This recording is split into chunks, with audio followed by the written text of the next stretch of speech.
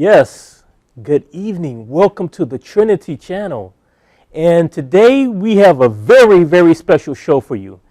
Today we're going to have a live discussion between our own David Wood, Dr. David Wood, I'm sorry. You can call me David. Don't beat me after the show. We are friends, dude. We're friends. And Mr. Farhan Qureshi, who has appeared on the show before. And these brothers of ours are going to discuss the topic, how should we confront the Islamic challenge? And during this you could call it debate, discussion, whatever you want to call it, they're gonna talk about just how should we approach our apologetics and our evangelism. Last night, if you tuned in, you heard a lot of verses. One of the verses you heard was 1 Peter 3:15. And in 1 Peter 3:15, at the end of the verse, it says to offer a defense of the faith with gentleness, but also with truth. So how do we balance gentleness and truth? We're going to discuss that tonight, and we're going to come to a conclusion. So we're going to have opening statements from both of our participants, both being 8 minutes. And the first opening statement is going to be from Dr. David Wood for 8 minutes. We ready? Are you ready? Yeah, sure. Yeah, Good. All right, well, good evening, everyone. And of course, this is a very important topic. If you've noticed, there is a massive problem in the world. And, you know, the one we've been focusing on is ISIS, where people have had their heads chopped off on a seemingly daily basis, where large sections of entire countries are being taken over by straightforward jihadists, and women are being raped. It's a really bad situation, but even though we've been focusing on ISIS, ISIS isn't the only problem. You also have Boko Haram kidnapping women left and right, raping them and sometimes ransoming them back, sometimes marrying them off. You have Al-Shabaab in Somalia. You have the Taliban in Pakistan and Afghanistan. You have Al-Qaeda still trying to get the attention back on them. You have all kinds of terrorist groups who somehow, despite the fact that they come from very different countries, somehow come to conclude that they are commanded to wage jihad, and that this is how they're supposed to go about serving Allah in this world. So there's obviously a challenge, and we're here to address how to confront that challenge. And this can be a different issue depending on whether you're Christian or non-Muslim, whether you're a government leader or a regular person. I'm assuming that Farhan and I aren't talking about what the military needs to do or what the government or the United Nations needs to do. When we talk about how should we confront the Islamic challenge, I'm assuming we're talking about people like us, average people in the world. What can we actually do about this challenge? And there was a famous little bit with Ben Affleck recently where he threw a big tantrum on Real Talk because Bill Maher and Sam Harris had the nerve to say that Islam is more dangerous than other religions and other ideologies. And most of what Ben Affleck said, I think, is ridiculous. But he said one very important thing, and it was a question. He sort of lifted his head and said, "So what's your solution?" And I think that is a very important question, one which we're here to address tonight. What's the solution? Because if you think about it, if you run around telling everyone that Islam is violent, that it calls for jihad, that it allows men to rape their female captives, that Islam is all about dominating and subjugating the entire world. Well, suppose lots of people, suppose the entire population becomes convinced that that's what Islam teaches. You have to wonder, what are the odds that someone's going to go targeting random Muslims who aren't waging jihad, right? That seems like a legitimate concern. If everyone becomes convinced that Islam is violent and dangerous, what about, you know, the nice Muslim who lives down the street and is just working his job and has never thought about jihad in his life? Well, that's a concern, and so the question is, how do we sort of work through this issue? We want to confront the Islamic challenge, but at the same time, we don't want people hurt. I don't want to see anyone hurt. I would rather see ISIS all change their minds about what jihad is and what Islam teaches and whether Islam is true, and turn away from all of those things. That's what I would like to see. That's not going to happen. So we have to say, what can we do here, right here and now? And my view is simple and peaceful. Ben Affleck wanted to know what the solution is. My solution would be peaceful and simple. Of course, there's going to have to be military engagements and governments protecting people and stuff. I'm not talking about that. I'm talking about people like us. What can we do? I believe that Islam cannot withstand criticism. Islam cannot withstand open, straightforward criticism. When we're talking about Muhammad, we're talking about a guy who had sex with a 9-year-old girl, who had more wives than his own revelations allowed to Muslims, a guy who married the divorced wife of his own adopted son after he caused the breakup. We're talking about a guy whose first impression of his revelations was that they were demonic. We're talking about a guy who became suicidal after receiving his revelations, tried to hurl himself off a cliff, a guy who delivered revelations to his followers, then came back and said the devil tricked him into delivering those revelations. We're talking about a guy who started acting weird for about a year and a half, came back and said it was because someone had cast a magic spell on him. This is probably the least reliable person in all of history that you could choose as a prophet, and yet your average Muslim doesn't know anything about any of this. Why? Their leaders keep them insulated from these facts about Muhammad because they don't want them to leave Islam. And when people convert to Islam in the West, I have never met a person who converted to Islam after doing a careful study of the Quran and the Hadith. Why? Because they would have found out, wow, this guy really, really doesn't look like a prophet. Based on the fact that Muslims are keeping this material, and I mean Muslim leaders, based on the fact that Muslim leaders are keeping this material hidden from your average Muslim, and the fact that people just don't convert to Islam after studying this material, I conclude that there's a reason for it. That once all the facts are on the table, most people would either not become Muslim or certainly wouldn't have very much confidence in it. I'm not saying everyone is like that. You could read all the Quran and the Hadith and just love it. Go out there, wage jihad, and take your captives and all these things. You could do that, but the point is, I don't think most people would. I don't think once all of the facts about Muhammad are on the table, I don't think that most people are going to take it seriously. So my solution would be that we need to get the facts about Muhammad. And by the way, it's not like there's a solution. There are all kinds of things that need to get done. What I'm talking about is if I could sort of change one thing and get one thing sort of out there, it would be to get the facts about Muhammad into the realm of common knowledge so that wherever you go, people know what Islam teaches about women and about how men can beat their wives and take captives and so on, what it teaches about women, what it teaches about jihad, Muhammad's life, to get these into the realm of common knowledge. If that can happen, one, I don't think you're going to see too many people converting to Islam, and so you're not going to have these sort of lone wolf jihadists who converted to Islam. And I think you'll have more people leaving Islam, and even the people who still are Muslims, I don't think that many of them are going to have the confidence, if they really know a lot of the facts about Muhammad, to run out and wage jihad. Why do I say that? Because when I look at the jihadist pages, I see some of the silliest nonsense about Muhammad ever. And it's very silly if you've read the history of Muhammad, some of the things they're saying. So there's a great deal of ignorance out there. If we can break through that ignorance and get the facts on the table, I think everyone's better off. I think non-Muslims are better off. 40 seconds. I think non-Muslims are better off. I also think peaceful Muslims in the West are better off. If we are allowed to openly discuss and even criticize Islam, which we can't do now, you'd be called a racist and a bigot and a hate monger and everything.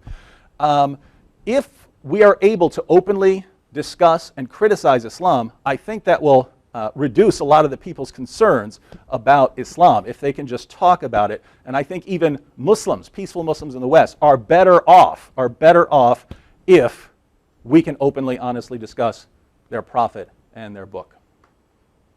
Thank you very much for that opening statement. And 8 minutes of opening statement Thank you very for much the for position of using a more direct approach in apologetics. Now for a opening statement Farhan Qureshi, who is coming with the opposite opinion. Is he? Taking the opposite. I think Farhan might agree with me on a lot of what I just said. Let's see. It might happen. It just might happen.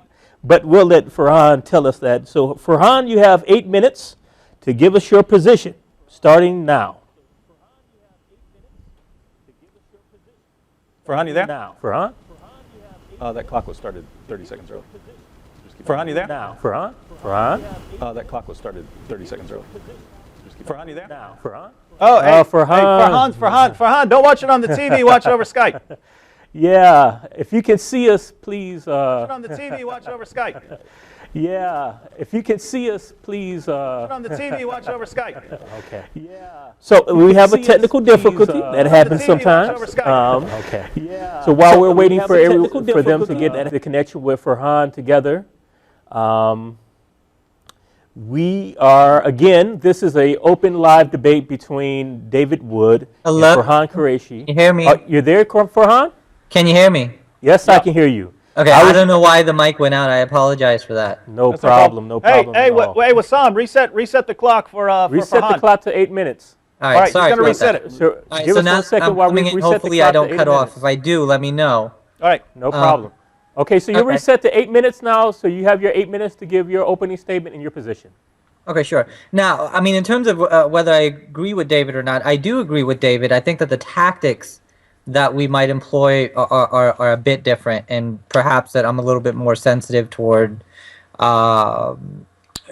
people in general in terms of how they would emotionally respond to some of that open criticism to Islam, and I'll get into that a little bit. But what I do want to cover first and foremost is to say that nobody can have a monopoly on any religion, and if there are 1.4 billion individuals who profess Islam, then inevitably there are going to be 1.4 subjective perceptions on what Islam is. And the argument over who is right or wrong could go on forever. And even when exegesis or original interpretation is attempted, sectarianism surfaces its face and challenges any claims being made. And so when we deal with such a large population of people, we should realize that in the midst of this population, naturally there's going to be human personalities who incline toward a range of thoughts, beliefs, and behaviors. There's going to be professed Muslims who are delusional, stubborn, rigid, hostile, emotional, irrational, violent, ignorant, and uneducated, just as much as there will be benevolent, spiritual, rational, intelligent, peaceful, and educated Muslims out there as well. Both sides of the spectrum exist, and every possibility in between does as well. Each side of the spectrum focuses on passages, verses, and narrations that further their personal approach. The rigid conservatives will further their attitudes by quoting passages that justify their means, and the passive liberals will quote passages that justify their means. The same can be said of any religion. It's simply a matter of specific personality types having the means that they are looking for to express themselves. And so that's the first point that I wanted to cover, is that when we're dealing with such a big population, there's going to be all sorts of people that we're dealing with, and their biochemical makeup, their personalities, their conditioning is going to influence how they perceive Islam and what types of verses they're influenced by. And so when we look at Islam, we want to look at it from different angles. We want to look at the whole picture, but we want to look at it from different angles. So first we can ask questions from a theological perspective, we can ask questions from a psychological, sociological, and cultural perspective, and also we can go and look at it from a political and diplomatic perspective as well. And I know that you don't want to get into the politics of it, and that's fine. But first and foremost, I guess my question to you was, I'm gonna posit some questions that from a theological perspective, we talked about gentleness in the beginning. We talked about love your enemy. We talk, there's other verses like that, turn the other cheek and stuff like that. And so when we look at those verses within the context of those passages, how can we confront, hostile Muslims? Is it truly gentle and polite and inviting to pretty much tell Muslims that their prophet's a pedophile, he married all these women, the entire list of what you said, you want all the facts about Muhammad out there. But in terms of tactics, is that a reasonable and is it a feasible approach, you know, in the spirit of turning the other cheek and loving your enemy and so on and so forth? What is the reaction and response you're going to get when you come out with all of these quote unquote facts? And a lot of those things are facts. I'm not saying that they're not, but it's how you present those facts and and how the other person perceives what it is that you're presenting them. And I think that that's a very important a tactic and methodology in terms of whether the Muslim is going to be insulted and offended and is going to become defensive and defense mechanisms are going to come into play, or whether they're going to be receptive and actually want to listen to what you have to say. And so so that theological question is what I want to start off with. So the second question that I had to do with theodicy, since David and I engaged the problem of evil before, in that evil exists, and whether it emerges through Islam or any other means, that it is a part of God's plan. And so the idea is to respond to it through compassion and not more hostility. But I don't think David is going to disagree with that, right? So I think what we're eventually going to get into is our tactics and how we present the facts that we want to present, and whether it's right and ethical to present facts the way that David and others have presented them, that have provoked Muslim behaviors, to say the least. Now, what I will say is that there is an emotional attachment that comes along with being a Muslim, or being anything for that matter. It doesn't matter if it's racial, ethnic, cultural. There's an emotional attachment to one. How much time? Okay.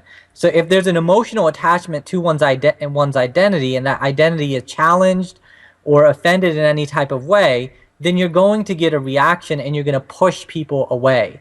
And so my question is, do you want to push them away, or do you want to soften their hearts first and then get into some of those facts that you want to get into? And how are you going to present? Are you going to call Muhammad a pedophile, or are you going to say, look, is this how you want modern day society to deal with marrying off children and whatnot? And see, the way that I presented it, a Muslim might be willing to hear me out, but the way David presented it in his opening statement, in my opinion, that's going to push people away, and that's what I definitely want to enforce. But not only that, when you think about the peaceful Muslims who are willing to listen, do you want to push them away, or do you want them to listen? And that's a big piece of what I guess the concern that I've had, and concerns that Muslims that I've talked to have had when talking to what they call Islamophobes. I think that they have their own Westophobia issues themselves, but we're not going to get into those. So the question comes down to tactics, Dave. And not so much whether we need to confront these issues or not. I'm all about criticizing Islam and Muhammad, but in the right way, and in a way that Muslims are willing to listen and hear what you have to say. And one way to do that is to acknowledge the good things that do come with Islam, the good things that do come with Muhammad. What's that? 40 seconds left. Okay, so I'll conclude with that, and if there's any other points, I'll make them in the rebuttal. Okay. Given the technical difficulty, we might want to shorten the rebuttals to 4 minutes. That way we can fit it in before the break. Okay. 4 minutes. Farhan, you good with 4-minute rebuttals? Yeah. Okay. Okay. Good. All right. So we move into the next part, which is the rebuttal, which are going to be 4 minutes each. So starting with David. You have your 4 minutes to rebut his points. All right. Now, Farhan's first point was that there are subjective interpretations, subjective perspectives on Islam, because human beings aren't the sort of things that just get a command and then that they're just set in that way. In other words, you don't end up with if 1.4 or 1.6 billion Muslims say they follow Islam, you're not going to end up with 1.4, 1.6 billion people believing and doing the exact same things. Why? Because there are a lot more influences on us than just the religion we believe in. With that said, which I agree with that said, think about it. Christianity has many, many different individuals, different backgrounds, different genetic makeups. So does Hinduism and so on. And yet it's one particular ideology that continually ends up promoting terrorism and suicide bombings and beheadings and honor killings and all of these things. So the point is, given that people are different, there is something about Islam that is more than just personal, private perspective, because people in completely different areas end up doing the same thing. Not everyone, but to a much higher degree than other ideologies. And so we're not just talking about personal perspective here. There's something more there. Farhan wants to know if it's reasonable to share the facts about Muhammad with Muslims. I think he concluded that he did. And I would agree with that. I think people need to get it. And as far as tactics are concerned, I never walked up to a Muslim and said your prophet's a pedophile or anything like that. I do want to get the point across that Muhammad had sex with a 9-year-old girl. You can do that in a gentle manner. You can say, hey, I just read this article, or I read the hadith. It says this about Muhammad. I was wondering what you, my Muslim friend, think about that. I'm wondering what you think about that sort of thing. And could you, talk to your imam, get back to me, and share your views with me? So I'm fine with that. I don't run around in the street saying, I hate you Muslims, and never done it. Now, I am far more aggressive, I think, than lots of people in that I will say it. I will put it on the internet. I'll make YouTube videos. I'm certainly very cheeky and sarcastic in my videos. I would say I make fun of Muhammad in my videos. Not because I'm saying that's the way to do things, but because there are already Christians who are very nice and very loving, doing things like that. I'm kind of focusing on a different sort of group. I'm focusing on people who are more aggressive. And I'm sure Farhan knows this. There are lots of Muslims in the world who come from a more aggressive background. They only listen to you if you're more forceful. They don't respect it if you're just laid back and gentle. They regard it as weakness. I found this out in my early interactions with Nabil. We would watch a debate. I would think it was completely one-sided massacre, and Nabil would say the Muslim one, and I would be saying, how can you say the Muslim one when he started yelling and screaming because he didn't have any arguments?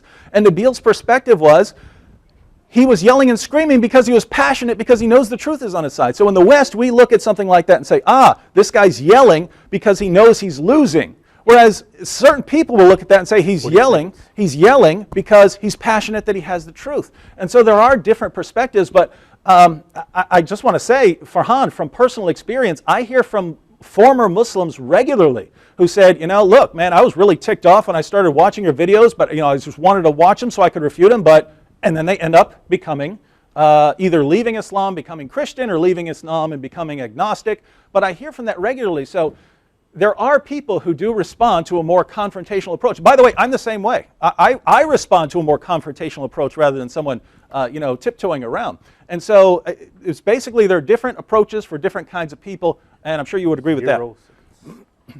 Thank you, David. And now for Farhan, it's time for your time to rebut. Are you there, Farhan? Yeah, I'm here. Can you hear me? I can hear you. Okay, great. The clock is set. Your time is ready.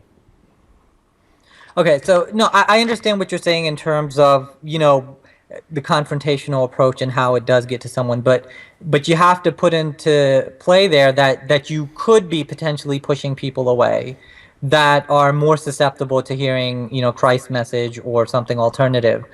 And that possibility is out there as well. And the reality situation is the ones that are already hostile, the ones that are already rigid, you're only going to push them further and further into their delusion by confronting them the way that you do. That there are many cases where you do that as well. Now even and you know this, Dave, like when I used to hear some of the things that you said, I was offended, but I was also listening to a variety of different perspectives, variety of different speakers on a variety of different topics, and ultimately that led me, out of Islam. And so there are always different voices, but it all depends on who you're listening to. And the idea is that if if you're going to be confrontational, you have to realize that you might be pushing people away as well.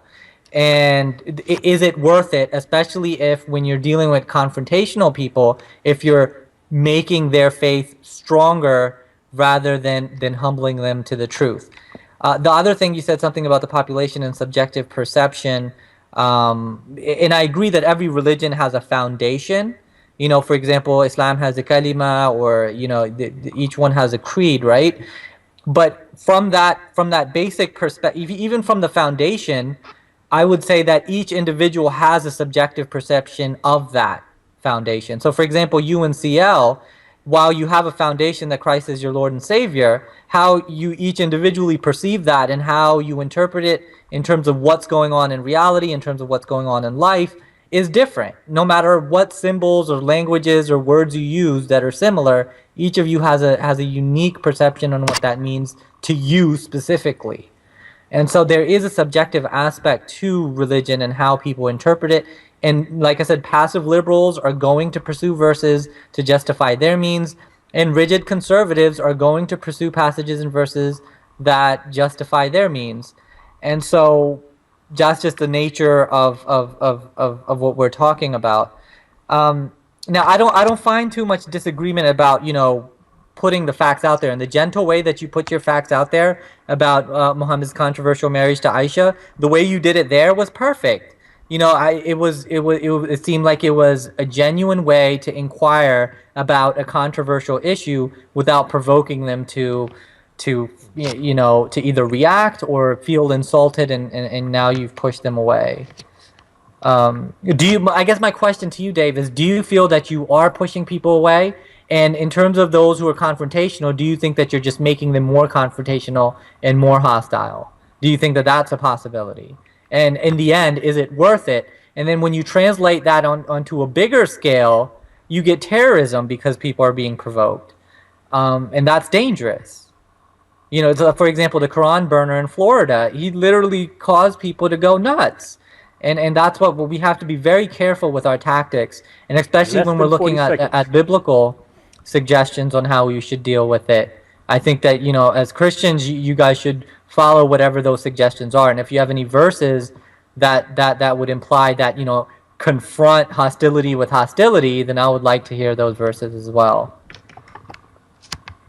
Thank you, thank you. And that was the opening statements. We had 2 opening statements, each 8 minutes, and we had 2 rebuttals, each 4 minutes. And we're going to take a slight break at this point for 60 seconds, and just stay tuned. Don't go anywhere, because there's going to be more dialogue, and there's going to be some back and forth questioning going between our debaters, and you want to check that out. So stay around.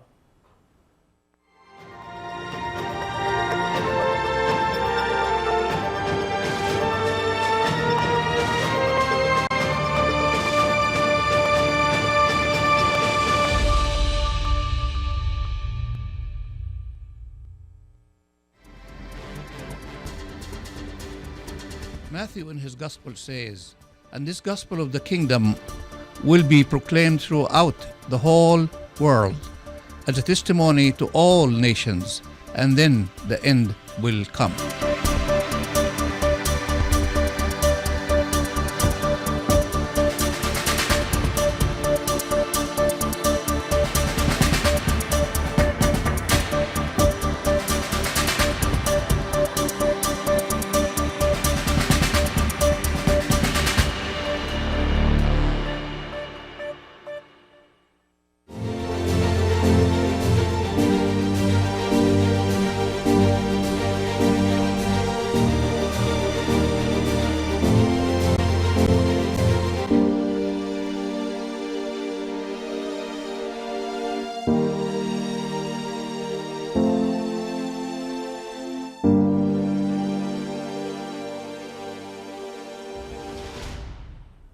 And we are back, the Trinity Channel. We have today Farhan Qureshi, and we have David Wood, and we're discussing how should we confront the Islamic challenge.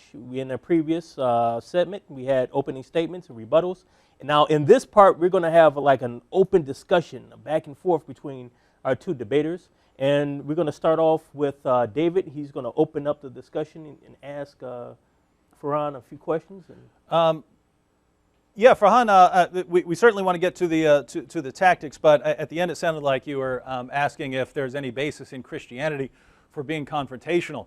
And absolutely, I think I'm far less confrontational than Jesus was. I think I'm far less confrontational than Paul was. And this is, let me give you an example. This is Jesus talking to the scribes and Pharisees. He says, "Woe to you, teachers of the law and Pharisees, you hypocrites! You shut the door to the kingdom of heaven in people's faces. You yourselves do not enter, nor will you let those enter who are trying to. Woe to you, teachers of the law and Pharisees, you hypocrites! You travel over land and sea to win a single convert. When you have succeeded, you make them twice as much of a child of hell as you are." These are very strong words, and this just continues, right? I mean, he's just blasting people.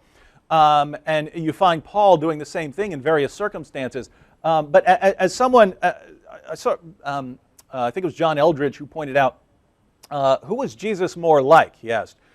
Was he more like William Wallace or Mother Teresa, right? Was he gentle and loving and hugging you if you're Mother Teresa, like Mother Teresa? Or was he more like William Wallace, the Braveheart? And he said that kind of depends on who you were. If you were an oppressive person, Jesus was coming at you like William Wallace. If you were a broken outcast of society, he'd come to you like Mother Teresa. And there are some very brutal people in this world. And it seems like, well, since there are people who are going to be offended or upset if we tell the truth, therefore we don't need to tell these people and really just blast them with the truth that you're following a false religion and you're going out chopping people's heads off in the name of a false religion, that we don't need to blast them that because we might hurt people's feelings. And I just disagree. If people's feelings get hurt, people's feelings get hurt about Christianity all the time, just based on watching The Simpsons or something like that. It doesn't stop them. And so why should it stop us from talking about Islam? Okay, thank you, David. Farhan, you want to answer that?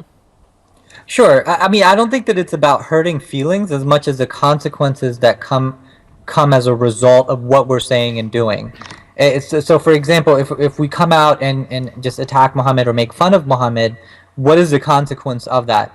So I'm not against telling the truth at all. I'm not against being assertive. I'm not against, talking about relevant yet controversial issues. It's about how we do it and about the consequences that come from how we do whatever it is that we're doing, whether it's, talking about Muhammad or talking about Islam. So that's what I think it comes down to. It's not just the feelings, but the consequences of how we deal with it. Did you want to ask something back, or? Sure. Go ahead. So I wanted to take it a little bit because we were talking about the challenge of Islam, and there's so much that can be said about that particular title.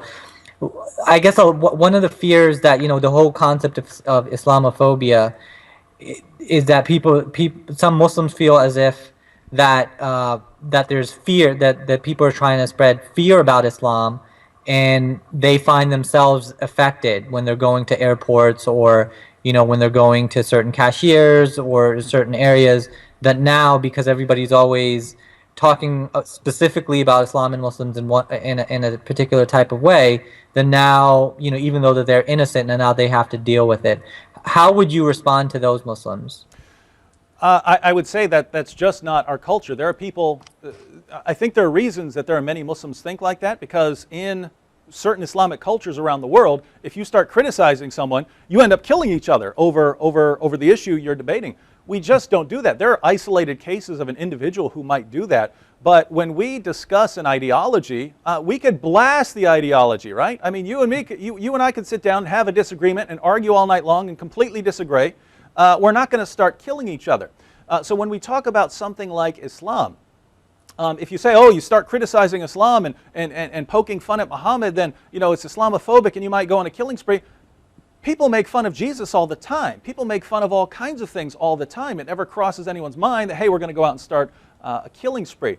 Now, with that said, I think that sort of, guarding Islam from criticism or not treating Islam the way you treat other ideologies by poking fun of it or making fun of it on The Simpsons or South Park like that, by keeping it sort of insulated from that kind of response, I think that does more. I think that does more to instill fear in people's hearts, right? Because there's this one ideology out there that we're just not allowed to treat like that. Well, that makes me wonder why. And then I see beheadings in the name of that religion. That scares me. I think it would do much more to dispel people's fears and concerns about Islam if we were just allowed to talk about it without either being killed, as you would in a place like Pakistan if you criticize Islam, or being called a racist or a bigot for talking about the Quran. So I think it would do much more, both for Muslims living in the West and for non-Muslims, if we were allowed to just, hey, lighten up here. Let's talk about Islam just like we talk about anything else. Let's joke about it like we joke about anything else. I think that would actually help, rather than, hey, let's keep it all quiet, or you're racist or a bigot. That makes people nervous. That makes me nervous when I hear, I don't care what it is, it doesn't have to be Islam. If I hear, hey, you're not allowed to talk about that, or you're not allowed to make fun of that. You may make fun of anything else, but not that. That scares me, right? Because I think there's something different about this thing over here. Mm-hmm. Farhan?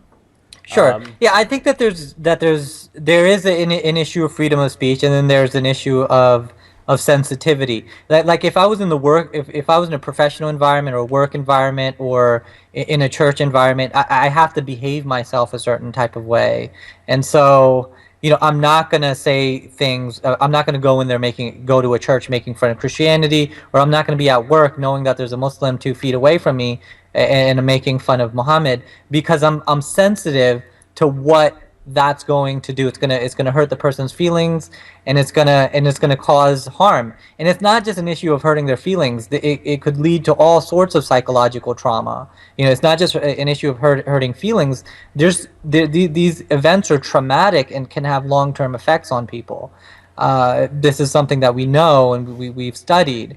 And so there's an issue of freedom of speech, which I respect, which you're talking about. I think all traditions should be treated equally, and whether they make fun of them or don't make fun of them. Personally, I think we should be sensitive and not make fun of any religion or any race or any nationality. But I think that people should have the freedom to do so, every bit as people should have the freedom of not listening to that garbage. And so, I think it's an issue of being sensitive, and when you take it to the level of newspapers and professionals and politicians and theologians and pastors, I think that there's a certain way to act, and there's a certain obligation to be sensitive of human beings, knowing that this could cause trauma or harm. I think we're about to get closer to a kind of solution here, because you're pointing out that criticizing Muhammad and criticizing Muhammad like we would criticize other things, that could lead to a psychological trauma and so on. I think that's the problem. CL, you encounter people making fun of Jesus all the time, right? TV shows, Yes. right? Actually, I just saw today someone posted a prayer on Facebook, and someone replied with laughter. Yeah, and I see that all the time. Every time I open Facebook. Are you psychologically traumatized from that? Some of it can make me upset, but I don't know if I would go as far as saying psychologically. Yeah, and I don't know any Christians who are sort of psychologically traumatized by the constant, endless ridicule of Christianity. But Farhan is right. Muslims can get very, very upset about criticism of Muhammad. But I think the reason for that, Farhan, is that Islam has been insulated from a lot of the criticism, right? The Simpsons have never made fun of Islam. South Park tried to. They got threatened with death, and then they censored a ton of the episodes so that it wasn't offensive. So what I think the problem is, human beings can get used to just about anything. If Islam were treated the way other things are treated, now in a world like you're saying, well, we just shouldn't make fun of anything, that's fine. But we actually live in a world where people make fun of anything they disagree with, and that can be bad in one way. I think it's great in another way, in that we don't start killing and slaughtering people that we disagree with. We start making fun of them, and the reason that's good is, historically, lots of people down through history and lots of people in various places in the world today, if you have a disagreement, you start killing and slaughtering each other. Here in the West, if we have a disagreement, we start making fun of each other and poking fun at each other. And so again, that's bad because you're talking about things that are important to people. You're talking about Jesus. You're talking about the Bible. You're talking about things that people hold very dear. But hey, you're not killing people over it, and in that I rejoice. And so what I would like to see is Muslims be brought into that sort of environment, that sort of cultural ideal where, hey, yeah, people are going to make fun of Muhammad. People are going to hurt your feelings. People might burn the Quran, but they're not killing you. They're not slaughtering you. So be happy that the things aren't getting handled the way ISIS handles them or the way Boko Haram handles them. Be happy that people aren't killing and slaughtering each other, and that can only happen if we sort of break through a lot of the past and get to the point where Muslims are used to the fact that, hey, over here you won't get killed for it, but people can ridicule it, and the only way to do that is to kind of do it. And so yes, it's rough. You and I, by the way, I like sitting on my bed and reading all day. I'm criticizing Islam because I think it has to be done, not for my benefit, but for the benefit of the world and even for the benefit of Muslims. I think Muslims themselves are much better off if they get it through their heads that they don't have to be psychologically traumatized because some guy over here makes fun of Muhammad, or some guy down in Florida burns the Quran. You don't have to freak out about it. But it kind of won't happen unless they get through that situation. Everyone else has had to do that, right? Every other group has had to get through that. Hey, everyone's making fun of me, and it's okay. I'm not getting killed.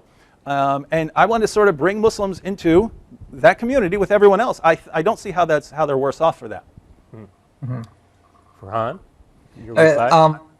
So a few things. I think asking CL, how he handles is kind of anecdotal. Maybe he doesn't have a short fuse. Maybe he doesn't have the chemistry and the life story that somebody else has, who would react in a different way. In theory, there could be a Christian who sees the thing and is traumatized by it, who watches South Park and sees Jesus being portrayed a certain type of way and is traumatized by it. Just because CL isn't doesn't mean that others aren't. And again, I'm not against criticizing Islam. Definitely not against criticizing Islam. It's about how you do it, and it's about whether you're making fun of it and what the consequences of this is. If it's going to cause people to die, then you don't want to do it. And that's why South Park stopped doing it, because they wanted to see people stop dying. And here's my thing. If Christians aren't killing anyone when people make fun of Jesus, and Muslims are killing people when people make fun of Muhammad, it doesn't make it okay to criticize in either situation if it is truly traumatizing people. In the same sense, what I'm trying to say is, you can't cancel out, Christians not doing it and Muslims doing it. People who are susceptible to these types of behavior are going to react. They're going to react, and they have reacted. And I would say that our culture is very different than what the culture is like in the Middle East. So there is a different social construct, different socioeconomic statuses, different levels of education, and primarily our culture is built to where we can have a little bit of a broader sense of humor, and we have to put that into perspective when dealing with Muslims who are brought up, even in the United States, they're being brought up in homes with a very different culture. And if that's the case, then that would define why Muslims are reacting the way that they are, is because the way that they're brought up, in addition to their biochemistry. So I'm for criticizing Islam. I'm for the freedom of speech. I think that our tactics are failing, and that's why we haven't confronted Islam in the right way, and that's why there's been more terrorism than there needs to be. Let me give an example since we're on this topic of the cartoons in South Park. There was the Danish cartoons that were in the Jyllands-Posten, and cartoons were published, and there were riots around the world. So that was very offensive and caused all kinds of riots. Then South Park, in order to try and stand up for freedom of speech, decided to have Muhammad in their episode like they'd had Jesus and Moses and God and everyone else in their episode. They're going to have Muhammad in an episode. And of course, they're threatened with death. They back down, not because they're trying to save lives on the other side of the planet. They were trying to save their own lives there. But after that, a woman named Molly Norris recommended, advocated, and everybody draw Muhammad Day, where she said, look, if thousands of people draw Muhammad, they can't kill everyone, so they're not even going to try. And she was threatened into silence. She backed out of it, said she condemns that sort of thing. But then there were thousands of people around the world who, just to clarify, I wasn't one of them, thousands of people around the world who drew cartoons of Muhammad. How many people died from those thousands of cartoons around the world being drawn about Muhammad? Zero. No one did. And why? Well, think about it. As long as it's a couple of people over there, or it's one guy there, you can threaten and intimidate those sorts of people. If it's thousands of people, well, there's not a lot you can do. And so when I think about what you're suggesting, it's, hey, these things could cause problems and cause riots, so don't do it. I think that's what causes the problem in the long run. As long as Muslims are used to their ideology being different and exempt from criticism, then the one or two people who manage to criticize it, then they can go after that person, they can kill that person, they can start the riots. Think about it. Salman Rushdie published the Satanic Verses. I mean, people died over that. He's still under death sentence. How many books on criticizing Islam have been published since then? Who's dying over them? No one.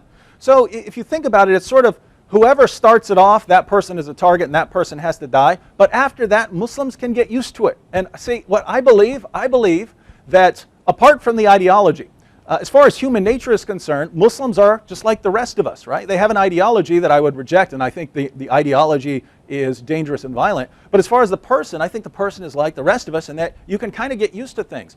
And so this idea that we have to keep them insulated and we have to tiptoe around them because we might hurt their feelings or psychologically traumatize them, I think it's the exact opposite, that if we sort of break through this wall, and there are people, making cartoons about Muhammad and doing this or that to the Quran and making YouTube videos, criticizing Muhammad or something like that, I think that very quickly that most Muslims can kind of get over the idea that Islam is exempt from criticism, and then I don't think you end up with psychologically traumatized people and people flipping out. Again, thousands of cartoons, no one dies. Why? People had got used to it very, very quickly. I think Muslims in general, just like everyone else, can get used to having their religion criticized. If we don't do that, we're sort of keeping the status quo where if one person stands up and does it or this person stands up and does it, that person can get killed. So I think what you're suggesting is actually counterproductive and will lead to prolong. I mean, if we think 2 or 3 centuries from now, if we're still not allowed to criticize Islam the way we do everything else, I think you're going to have the same problems. If we actually deal with the problem now, get it through everyone's mind that hey, we can put Muhammad on TV anytime we want, we can put him on YouTube anytime we want. If you don't like it, don't watch it. If we get that through, if we get that idea through, then you don't have these problems 10 years from now, let alone 2 or 3 centuries from now. Yeah, I'm not sure that if Islam is even going to exist a century from now, let alone a couple of centuries. Maybe we disagree about that as well, Dave. But when it comes to South Park, they have a particular rating, and they're not just making fun of Jesus and Muhammad. They're doing all sorts of obscene things. So if a person tunes into that program, they should be prepared to view things that are offensive. I'm not against that type of freedom of speech if you're going to have the right precautions and make sure that a certain age group and certain population that is warned that this is the type of program it is, then then you can have that program. And there's a difference between criticizing Islam and then making fun of Islam, not in South Park, but in the general public. If the president of the United States or some politician started to make fun of Islam or Christianity for that matter, or even beyond politician, if a teacher was doing it in a classroom, if your kids were sent to a classroom and the teacher was making fun of Christianity, that's not fair to you as a family, and it's not fair to those kids who are going to be traumatized because Jesus and the Bible is being made fun of in a public school. And so there's times and places to use those types of freedom of speeches, those types of freedom of speech, and then there's places that are inappropriate, and we need to be more sensitive whether calling people towards sanity, rather driving them more into insanity. And it all boils down to, because we kind of started about, apologetics and whatnot. When we're inviting Muslims to consider alternative beliefs, we have to put into perspective whether we're pushing them away or whether we're opening their hearts to what we have to share. And in terms of those who are already hostile and rigid, are we making them more rigid and more hostile and more insane by what we're doing? And I think that's what it comes down to. And I'm definitely not against criticizing Islam or publishing books questioning, Islam or anything of that nature. It's how we do it. It's the words we choose, and it's our sensitivity to what's going on in the world and how people react psychologically. So, well, I hope that explains my side of things a little bit. Yes, we get your point and we get Dave's point. We're hearing you guys loud and clear. Now we're getting ready to go into a break, and we're going to come back shortly after our 1-minute break. And for the next 25 minutes, we're going to have a space of time so you, the audience out there, you can call in and you can voice your opinion about what's being discussed. Is Dave right? Is Farhan right? Maybe you have a completely different opinion that disagrees with both of them, and you want to school both of them. Well, this is your time to come on and school both of them. You wanted to say something? Oh, we doing our little conclusions real quick? Your conclusion? Okay. I think we get 3 minutes each. 3 minutes, okay. 3-minute conclusions each. Sorry about that. All right, Farhan, you ready? Each do a 3-minute conclusion? Go for it. All right. All right, so Farhan and I, we agree on a lot of things. We agree that ISIS is a problem and terrorism is a problem. We agree that certain things about Muhammad need to be shared. We disagree on tactics. How confrontational should we be? I'm a bit more confrontational. I think that is what's needed. And when I say that, I don't mean that's what every person needs to do. I mean there need to be certain people who are taking a kind of more confrontational approach. Think about the situation we're in. Again, people are having their heads chopped off. If you look at the situation, it's not getting better, it's getting worse. We have lone wolf attacks here in the United States and Canada and Great Britain, and it looks like things are getting worse. Well, how are we going to do? What are we going to do about that? If you look, these people are, they're converting to Islam based on silly arguments. If the facts about Muhammad were common knowledge, if these facts were common knowledge, I don't think a lot of these people would be converting to Islam if they really had a clue. And I'm basing that on the fact that everything they tell me about Muhammad is just wrong. It's wrong according to the Muslim sources. So I conclude if they actually knew the truth, the reality of Muhammad, I would say at least some of them certainly wouldn't have converted to Islam and wouldn't have lost their lives. So, I'm sure Farhan would agree that some of the facts about Muhammad need to become, be put into the public domain here. So it comes down to tactics. And, again, people think, hey, you're criticizing Islam, you're making fun of Muhammad, you're criticizing the Quran, you must hate Muslims. I'm thinking big picture. I'm thinking 5 years down the road, 10 years down the road. And when I look and I see that there are Muslims in the world who still get violent and will start killing people over cartoons or a YouTube video, I say here are people who need to get used to having their religion criticized. Are people going to have their feelings hurt? Are people going to get upset? Could people become angry over this? Sure, but if you're talking about the big picture, it seems like a wall that we need to get through. And again, I don't just think this is good for me or for Westerners. I think this is good for Muslims too. If we sort of win the free speech battle, which I would say needs to be won at all costs, if we get through that to where Islam is just as fair game as Christianity, so if a person doesn't want to criticize Christianity or Islam, that's fine. But if a person wants to criticize Islam or Christianity, he has that option without being killed. And so we have to break through that wall. I don't see any other way to do it other than just doing it. And feelings are going to get hurt, but I mean, come on, this is a religion that calls me the worst of creatures. This is a religion that commands its adherents to violently subjugate me. If that's not going to psychologically traumatize people, I don't see why they'd be psychologically traumatized by me telling them the facts about their prophet. Thank you, David. And Farhan, your 3 minutes now. All right, thank you. Thanks, Dave, and thanks, ABN. Thanks, CL, for having me. I think this is a very, very important topic that needs to be discussed over and over and over again between politicians, between apologists, and between the general public who's concerned about Islam. I think, how should we confront the Islamic challenge? And it's a great topic, and I'm glad that we finally had to discuss it a little bit. I do think that love ultimately wins. And one of my favorite Christian pastors, the name of his book is Love Wins. But anyways, but love ultimately does win. It's what steals hearts. It's what transforms people into beautiful and more spiritual people. And I really do believe that hostility fuels, when hostility is fueled by more hostility, that it causes further chaos, more hurt, more trauma, and more animosity.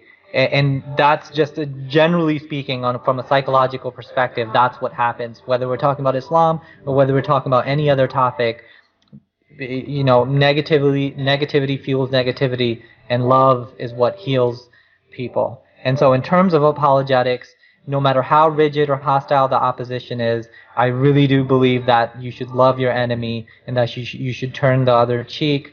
And, you know, eventually, even if their lives are lost and they're killing people and they're persecuting people, eventually love will win. And if their hearts won't be transformed, then, you know, God willing, their children's hearts will. So that's the stance that I take. I respect Dave if he wants to, you know, continue insulting and making fun of Muhammad. David is a brother of mine. I disagree with his tactics if he does that, and I think that there are better ways to engage Muslims. Okay, thank you very much. And don't forget, we have 25 minutes where we're going to have the phone lines open after we come back from this break, and we'll be back in a moment.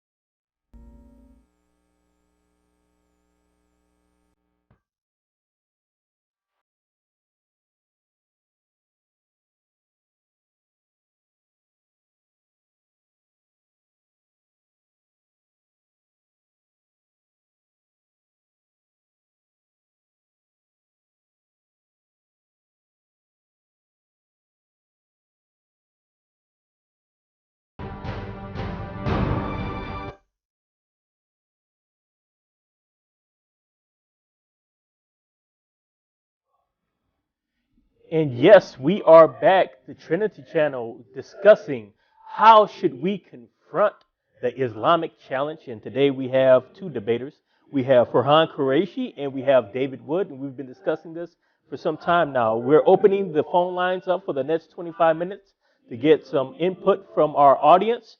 And we have three callers at the moment. And when our first caller tonight is Richard. And can we get Richard on the line? Hello, am I audible? Yes, I can hear you. All right, hello. My name is Richard Bush. I'm delighted to be on with you, and I'll be as fast as possible because I know that there are people on behind me. If we're considering bringing facts into the public arena, I wonder which facts would be most effective in the public arena. Perhaps we should consider bringing into the arena the historical facts about Jesus. I mean, for us to just expose embarrassing facts about Muhammad will have the effect. So that's sort of like when John died on the cross and said that Jesus' body was eaten by dogs. We just give this knee-jerk reaction, this emotionally charged reaction, rather than wanting to consider what he's saying because it's so offensive to us. So rather than just attacking Muhammad, it might be better to put out in the public arena facts about Jesus. And this will have a twofold effect. One, teaching people about Jesus, that he claims to be God. He called men to worship him, even in the earliest gospel, the Gospel of Mark. And secondly, it would expose the Islamic claim that Jesus did not claim to be God. So in this way, people would be equally as skeptical about Islam as they would about if we put out the facts about Muhammad's life on the table. Yet Muslims might not be as defensive or angry as if we embarrass their beloved prophet. And at the same time, talking about Jesus would be a bridge to preaching the gospel. So do you think that centralizing our emphasis rather on Christ's claims about himself, his crucifixion, and his resurrection would be a more effective strategy? Well, there's no conflict between the two, right? I mean, here we have programs all the time defending the deity of Christ, defending Jesus' death and resurrection. I've had multiple debates with Muslims on the resurrection and things like that. So there's no conflict between getting the facts about Jesus out there and getting the facts about Muhammad on the table. I'll say that both are important. My best friend in college was a guy named Nabil Qureshi who works with Ravi Zacharias International Ministries. But I'll tell you why both are important. Nabil didn't tell me this until after he became a Christian. But when he was an Ahmadi Muslim. But when we would argue about the resurrection and the deity of Christ and the reliability of the New Testament, Nabil got to a point where he didn't tell me this until later.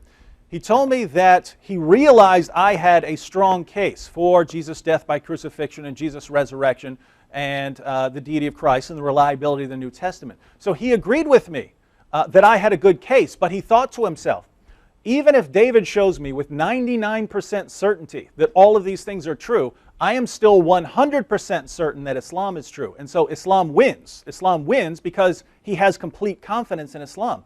He said it wasn't until later when he started to doubt Islam based on us going through facts about Muhammad and about Muhammad's history that he started to doubt Islam. And then he was able to sort of put everything on the table. But when we were just sharing facts about the deity of Christ and the resurrection, he was still completely confident that Islam is 100% certain.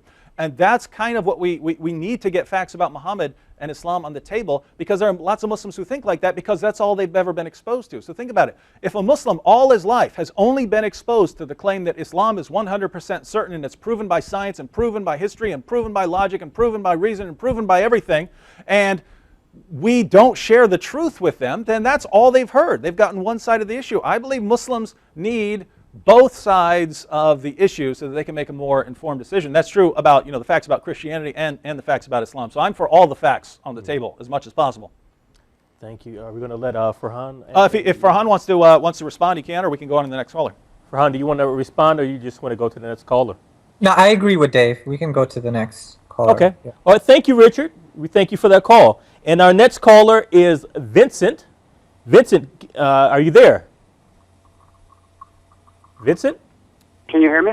I can hear you now. What is Okay, your I'm question for our debaters tonight? Well, I have a question but a short comment.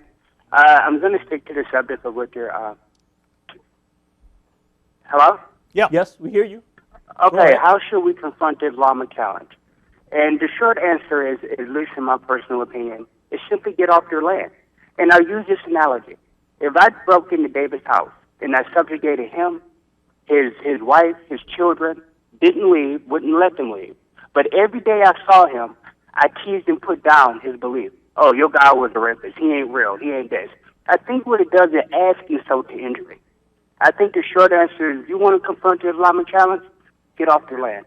Because if someone invaded here, if someone invaded Christian land, you would do whatever you had to do, not to save your God, but to save your family, to save the people you love. And these people, these humans, like we all are no different than anybody else. No one knows the path of God. We all guess it. And you give merit to your guess by your actions, not by your words. I appreciate the call, and I hope you have a wonderful day. Yeah, I'll let Farhan add to this. I'll just say one quick thing. President Obama took office and he said, we are getting off their land, right? We're getting out of Iraq. And his military advisors say, if you do that, there are some radical dudes who are ready to take over. And nope, we are getting off their land because us being there is the problem. Let's get off the land. They got off the land, and now the situation is ISIS. So if you're just saying, hey, pull out completely, you know, by the way, I'm not for the war and so on, but I mean, I'm for practical consequences. Think, what is preventing ISIS from just annihilating everyone? They're growing. They have 1,000 new foreign soldiers coming in every month from around the world. The idea, hey, just get out of there and they'll all be happy. No, they'll all be beheaded by ISIS. And so, as much as you don't like the United States and what they've done, and again, I think the United States has done all kinds of stupid things. I think that's kind of the ruling policy is let's do some of the dumbest things we can possibly do. But just this blanket, hey, let's stay out of it, you're going to end up with a lot of suffering people over there because the people who are vying for power right now are a lot worse than anything the United States is going to do. In other words, we are at a point in history where I don't care if it comes from the United States or from from the countries over there. Someone needs to defend people against ISIS. So the idea, just get out of there and everything will be okay. No, get out of there and everything is going to be subjugated by the Islamic State. Okay. Farhan, do you have something to say about that statement? I think I agree with David on that one as well. I wish it was as simple as just get the military, or get the troops, or get America out of their lands. I mean, it sounds simple, but it's an idealistic, but it's not. It's not realistic at all. And history has shown that at this point it's not realistic. ISIS is the obvious. Everything David basically said. Okay.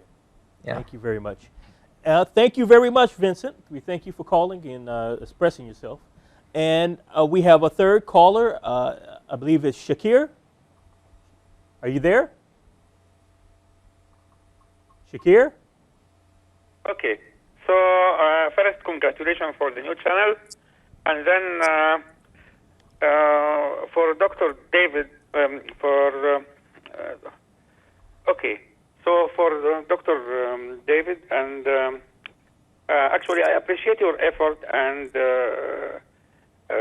your opinion about Islam, which cannot withstand criticism. Actually, I think that you are following what's happening in the Middle East these days and about the apologetics to the extent that in Egypt especially there are someone like apologetic called Islam al-Bahiri. He is now starting to say what is written inside this al-Bukhari and saying that it cannot be accepted, and also like Ibrahim Isa is saying the same. And also there is another one called Hamad Abdul Samad. He says that the Ayat al-Salm in Quran should abrogate Ayat al-Harb. This is contrary to what is happening these days. They say that this ayah of which is in Surah al-Qital, they say that it abrogated all the peace verse from the Quran. He is saying that we should make the reverse.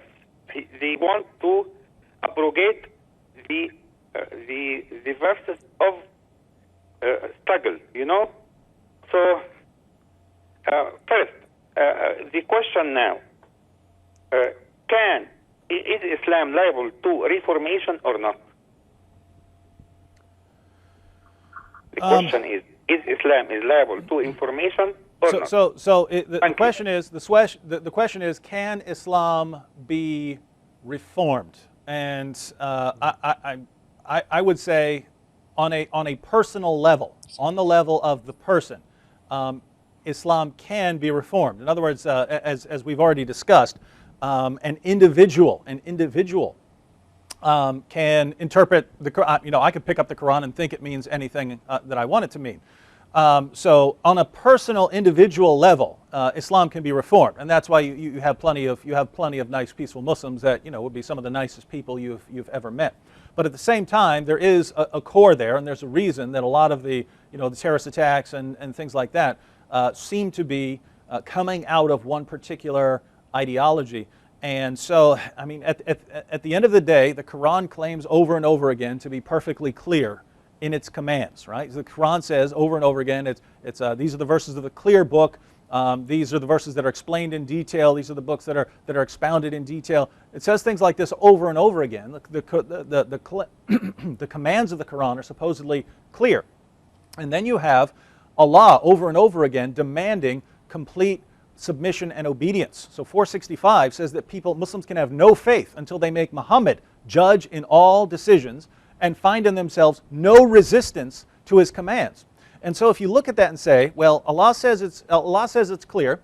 Allah says I can have no real faith. I'm not a real Muslim unless I make Muhammad the judge and I have no resistance against Muhammad's decisions. Then when you open Muhammad's decisions and find something about, killing apostates or something like that, that's Islam, right? That's Islam. So a person can interpret Islam however he wants. Islam is what it is. The nice Muslim who lives down the street or the Muslim who reinterprets it is not, has never been, and never will be an authoritative source of Islamic doctrine or practice. Islam is what it is. And so there are always going to be the problems because, as Farhan points out, that there are different people, different kinds of people who do things differently. There are always going to be the kinds of people who say, look, if this is my religion, I'm going to do whatever it says. Let me open it up. I don't care what anyone else says. I'm just going to do whatever this commands me. And they're going to open it up and read, fight those who do not believe in Allah. Or they're going to open it up and read, if anyone leaves this Islamic religion, chop off his head. So that's what that's the problem, is that you have different kinds of people. Yeah, lots of people will interpret things peacefully, but there are the sorts of people, I'm one of them, CL is one of them, who say, if I'm going to follow something, that's what I'm going to follow, and I'm going to do what it says. And those kinds of people, I think, will always open up the Quran, find it, and I think you're going to have jihad. So can it just be completely reformed as a religion? I don't think so. Again, on a personal basis, yeah. As far as Islam itself, it's already been defined. Farhan, do you have some input on that? Sure, I think Dave has a legit point with that. I think when you look at neuroscience, you have the two hemispheres of the brain, the right brain and the left brain. And generally speaking, we use the entire brain, but there is definitely certain people who incline towards a literalistic approach to life in general, not just scripture, but life in general. And so they view and perceive everything quite literally. And then there's others who see the more abstract, who see the gray rather than the black and white. And the chemistry influences their outlook and their perception on life. So David, being quite a literalist, interprets things quite literally, and so when he reads the Bible, he's thinking that, okay, this is literal. Whereas somebody else who thinks more in the abstract might look at the Bible and interpret it metaphorically. Now, who's right and who's wrong, we're not going to get into it. But the idea is that people do perceive these things differently. I think that that when the baby boomers die off, which is, my parents and a lot of our parents, Dave, probably your parents are baby boomers. I don't know, CL, I don't know if your parents are baby boomers. But they're very traditional, right? And our grandparents were extremely traditional. But even with the baby boomers, as traditional as they were open up to diversity and plurality like never before in history, especially in the United States, but even with the internet and globalization and all that. And so they're exposed to a lot more information. And I think when the baby boomers die off, and then when our generation dies off, I think that the future generations are going to perceive things a little bit differently. I think that will call for a more metaphorical interpretation of Islam for the future generations if they're going to be reasonable with what's there in science and in psychology and sociology and all these all of these academia fields. That they're going to perceive Islam differently, and then eventually Islam is going to phase out. If I were to make a prediction, that's what I think is going to happen. Thank you very much. And we thank you, Shakir, for your call. And we move on to our next caller. Vincent. Sorry. No, this is Radical Moderate. Oh, Radical no. Moderate. Oh. There goes the show. Cut it off. I got a couple points. Well, a question and a point if we got time. First thing is for Farhan, you crazy hippie, you.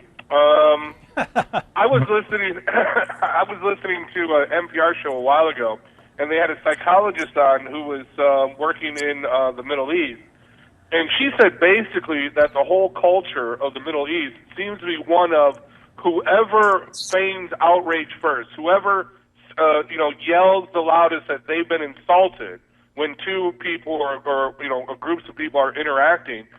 Those are the people who win the argument, who win the debate. In other words, someone says, oh, you've insulted me, and then the other person is taken back and apologizing for insulting the person, even if they didn't, and that seems to kind of set the tone. Do you got any thoughts on that? You're directing that to Farhan? Yeah, that was that. Yeah, to Farhan, yes. Yeah, I think that culturally speaking, that there are those types of things that are there. The more dominant, because they're very authoritarian, totalitarian type of culture, or at least it's coming from the past into the present. They have been very authoritarian, and so showing that dominance is definitely.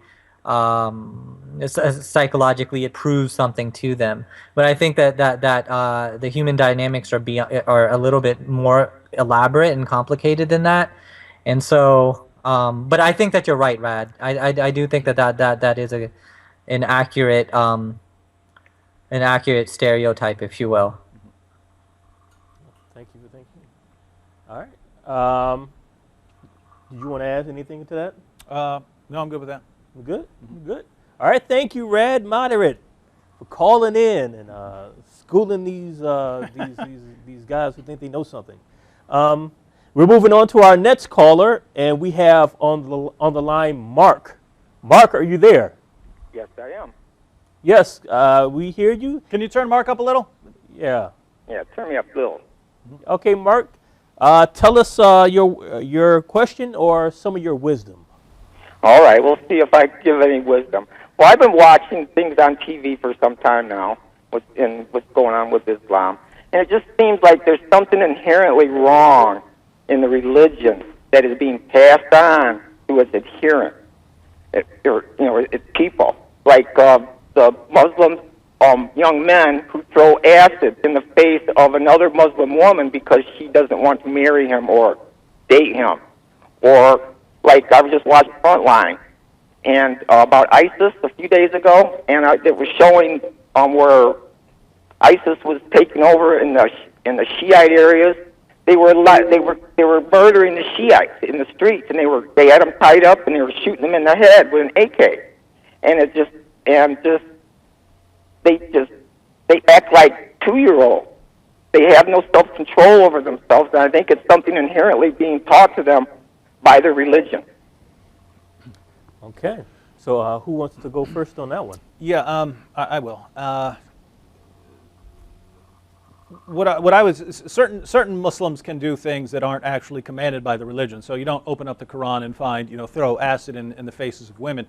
What you do find is sort of a lot of commands about women being submissive and so on, and that if women are getting out of line, men want to teach them a lesson, men want to punish them. So you do have that sort of trend in Islam, and this can erupt in various ways, and one of those would be throwing acid in women's faces. As far as ISIS, shooting Shias, that goes within that you can defend. Surah 9, verse 73 of the Quran commands Muslims to wage jihad against unbelievers and hypocrites. So if you regard Shia as a hypocrite, you would think, well, I'm commanded to wage jihad. So yeah, we do have this problem, but one of the interesting things was, I didn't catch it until Farhan was giving his conclusion, but we have sort of different views of love, whereas Farhan has he's associating the love with niceness and kindness. I think you can blast someone in love. In other words, when Jesus says, "Woe unto you, scribes and Pharisees, you hypocrites," I don't believe he's being hateful. I think that's the most loving thing he could do. In other words, if my friend Farhan here, if he walks out of his house tomorrow and says, "Hey, I can fly," I'm going to tell him how ridiculous that is. If he became delusional and thought he could fly, I'm going to tell him how ridiculous that is. If he goes up on top of a building to demonstrate, I'm actually going to tackle him. Not because, oh, I'm so violent and I want to tackle Farhan. No, because look, that's about the most loving thing I can do in that situation. And as you pointed out, there is just atrocity after atrocity after atrocity every time I turn on the news. And so, I think someone needs to shout. I think someone needs to start shouting, in a metaphorical sense, where we need to start laying it down and stop pulling punches with Islam and walking on tippy toes around it. We need to lay out the truth and say, look, guys, this isn't true. It's not true. It's not true. Stop killing and doing all the things you're doing for it. Thank you, David. And Farhan, do you have something to say about this particular statement and topic? I didn't catch the statement entirely. I caught David's response. Maybe we can. I'll just go with what David said. I do want to say, in terms of what David said about love, the way that I define is unconditional, an unconditional embrace of anyone and everyone, bar none. So meaning that there's no conditions on me embracing you, and that's what God does. God is unconditional love. God loves unconditionally. But embracing or accepting people unconditionally I agree with it, could include an assertive,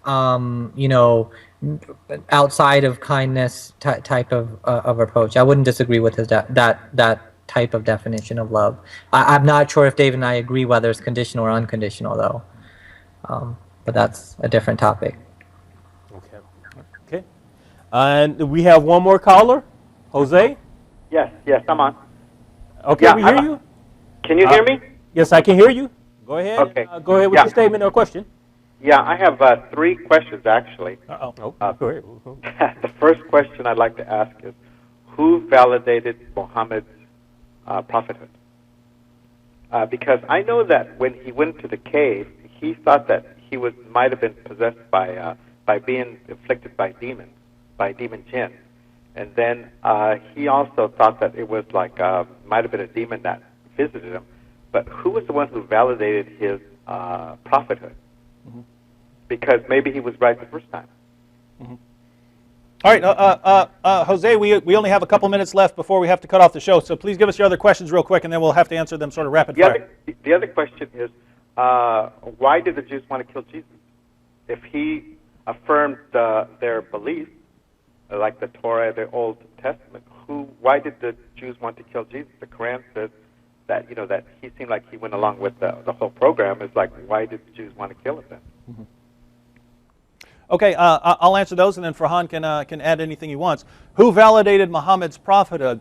Muslims could say it was validated later on by various things, but at the earliest stage, yeah, you're right. Muhammad thought he was demon possessed. He tried to hurl himself off a cliff. Whatever it was that was addressing him wouldn't let him. Muhammad goes back. He's suicidal. He's calling on Khadija to cover him, but it's Khadija and Waraka who said, no, you're not possessed, you're a prophet. And so that's the first validation. That's the first claim that Muhammad is a prophet, as far as something that Muhammad believed. As far as why the Jews would want to kill Jesus, that is a good question, and I brought this up to Muslims before, because it makes perfect sense, if the Christian view is correct, that people would want to kill Jesus, because Jesus is going around making claims that only God should be making about himself, and the records of Jesus' trial and so on. That's exactly what he was accused of: blasphemy.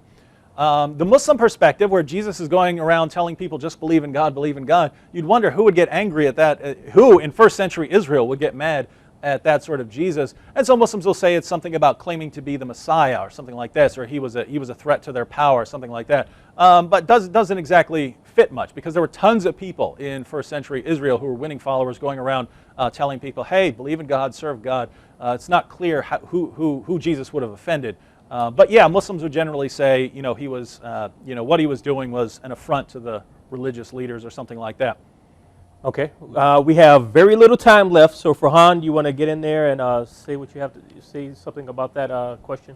Or that sure. I also believe that Muhammad had some sort of mystical experience in the cave. Now, whether that was temporal lobe epilepsy, whether it was sleep paralysis, or due to sleep deprivation or whatever, he had some sort of mystical experience, and he believed that he was demon possessed. And who validated that he was a prophet was Waraka bin Nawafal, who was the uncle of Khadija, and he was some type of Christian. I don't think he was an Orthodox Christian. I think he was a heterodox Christian. and he was teaching him Christianity among others. And he was telling him that he's a prophet of God. He was telling him, Muhammad never thought it was Gabriel. Waraqah bin Nawafil told him it was Jibreel, if you read the hadith. Now, in regards to the Jews, and Jesus was claiming divinity. He was claiming to be the I am, and he's claiming to be the Moshiach, and that upset the Jews to the point where they did what they did what they did according to the Bible. Okay. So I believe we have one last caller. No caller left? No, I think we're What? one. Oh, okay. That's it. Okay. Good. We're So- out of time anyway. So. Yes, we are out of time. This was a wonderful show. The topic again was how should we confront the Islamic challenge. You heard from both of our speakers today, Farhan Qureshi and David Wood, both came with their points. So this is a topic for you to continue to think about and continue to ask yourself, how should we deal with the Islamic challenge? And we're basically out of time at this point. So keep tuning into the Trinity channel. There are going to be more shows. The marathon is continuing. And don't forget, it is time to wake up. Now is the time for you to wake up and come into the light of the Lord Jesus Christ. Thank you very much for tuning in.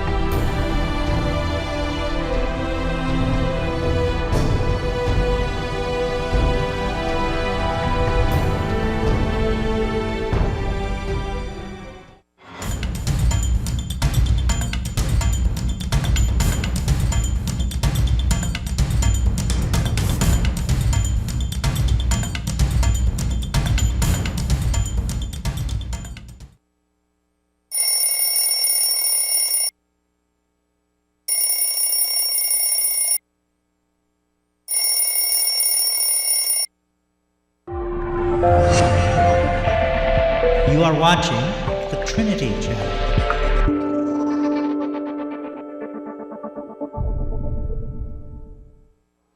Robert Spencer here, the host of ABN's Jihad Watch program. And at this time of year, when we begin to think about where we're going to make charitable donations, it's important to think about the state of the media and the kinds of things that are coming across the airwaves on most television networks. There are very few networks that will speak honestly about the nature of Islam and the jihad threat.